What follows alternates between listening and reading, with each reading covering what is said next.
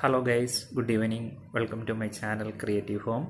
ഇന്ന് നമ്മൾ മമ്മൂക്കയുടെ ബസൂക്ക എന്നുള്ള മൂവിയാണ് ഡിസ്കസ് ചെയ്യാൻ പോകുന്നത്. ബസൂക്ക ആക്ച്വലി ഒരു ഫാൻസിനെ സാറ്റിസ്ഫൈ ചെയ്യാൻ വേണ്ടിയുള്ള ഒരു മൂവിയാണ്. അതാണ് എനിക്ക് ബേസിക്കലി തോന്നിയത്.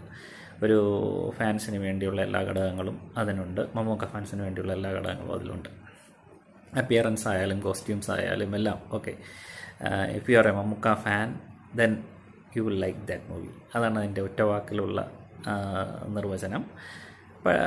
എൻ്റെ സ്റ്റോറി വൈസ് വന്നിരിക്കുന്നത് ഒരു ഗെയിമിംഗ് ആൾക്കാരുടെ ലൈഫിനെ ചുറ്റിപ്പറ്റിയുള്ള ഒരു സ്റ്റോറിയാണ്. ഈ ഗെയിമിംഗ് ആൾക്കാരുടെ ലൈഫ് എന്ന് പറയുമ്പം നമ്മൾ കേരളം പോലൊരു കമ്മ്യൂണിറ്റിയിൽ ഗെയിമിംഗ് ലിറ്ററസി കുറവാണ്. അപ്പം ആ ഒരു തരത്തിൽ വരുമ്പം അതിനൊരു വൈഡ് ആംഗിൾ അക്സെപ്റ്റൻസ് കിട്ടാനുള്ള സാധ്യത കുറച്ച് കുറവാണ് ആ സ്റ്റോറിക്ക്. അതാണ് ആ സ്റ്റോറിക്ക് വന്നുള്ള ഒരു അപാകത. പിന്നെ അതിനകത്ത് നോക്കുകയാണെങ്കിൽ മമ്മൂക്കായുടെ ക്യാരക്ടർ എന്ന് പറയുന്നത് നല്ലതാണ്. ആ ഒരു ക്യാരക്ടർ എടുത്തിരിക്കുന്ന സിനിമയ്ക്ക് ആപ്റ്റായിട്ടുള്ള ക്യാരക്ടറിനോട് നീതി പുലർത്താൻ മമ്മൂക്കയ്ക്ക് കഴിഞ്ഞിട്ടുണ്ട്.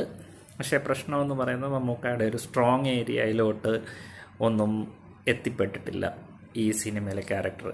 വിധേയനിലെ പോലെയോ അല്ലെങ്കിൽ പാലേരി മാണിക്യത്തിലെ പോലെയോ വടക്കൻ വീരഗാഥയിലെ പോലെയൊക്കെയുള്ള ഒരു സ്ട്രോങ് ഏരിയയിലോട്ട് മമ്മൂക്കയുടെ ക്യാരക്ടർ എത്തിയിട്ടുണ്ടോ എന്ന് ചോദിച്ചാൽ ഇല്ല.